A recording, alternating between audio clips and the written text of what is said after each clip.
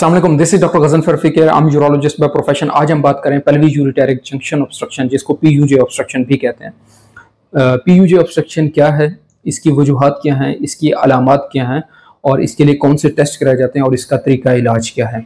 सबसे पहले what is pelvic ureteric junction obstruction. Basically जो गुर्दा है और उसके साथ उसकी नाली, जिसको यूरेटर कहते हैं, इनके कनेक्शन के ऊपर नैरोइंग हो जाती है, वो एरिया टाइट हो जाता है। इस टाइटनेस को और इस नैरोइंग को कहते हैं पेल्विक यूरिटेरिक जंक्शन ऑब्स्ट्रक्शन। इसकी वजूहात में शामिल है आमतौर पर पैदाइशी तौर पर यहाँ पे इस कनेक्शन के ऊपर जो मसल्स हैं वो वीक होते हैं और वहाँ पे जो आसाब की रगें हैं, जिनको नर्व्स कहते हैं, वहाँ पे उनकी सप्लाई कंप्रोमाइज़ होती है, जिसकी वजह से इस सेगमेंट की जो मूवमेंट है, जो हरकत है, जिसको पेरिस्टाल्टिक मूवमेंट कहते हैं यूरेटर की, वो वहाँ पे मिसिंग होती है और ये स्टैटिक सेगमेंट होता है और इस वजह से यहाँ पे नैरोइंग हो जाती है। और दूसरी जो वजह है, आमतौर पर ऑपरेशंस के बाद कोई भी अगर ऑपरेशन हुआ हो गुर्दे का पहले और इस एरिया में अगर कोई कट लगा हो, कोई इंजरी हुई हो, तो उसकी वजह से भी वहाँ पे नैरोइंग हो जाती है।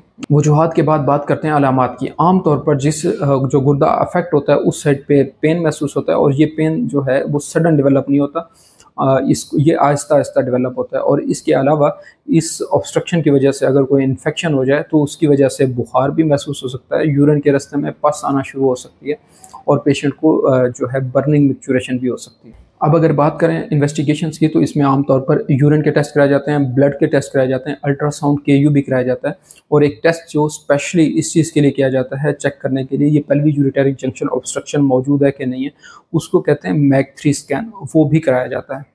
अब अगर एक दफ़ा तशखीस हो जाए कि ये पेल्विक यूरिटेरिक जंक्शन ऑब्स्ट्रक्शन है, तो इसके लिए ट्रीटमेंट ऑप्शंस कौन से हैं।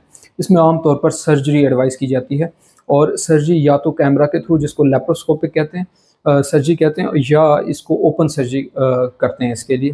तो इस प्रोसीजर का जो नाम है वो है पाइलोप्लास्टी और जो सबसे बेस्ट सर्जरी है इस कंडीशन में वो होती है एंडरसन हाइंस पाइलोप्लास्टी। पाइलोप्लास्टी सर्जरी के दौरान एक स्टेंट रख दिया जाता है, वो कम से कम 6 से 8 हफ्ते के लिए रखा जाता है और उसके बाद स्टेंट को रिमूव कर दिया जाता है और कम से कम 3 से 4 महीने बाद एक रेडियो न्यूक्लियोटाइड स्कैन करते हैं, जिसमें गुर्दे के फंक्शन को दोबारा असेस किया जाता है।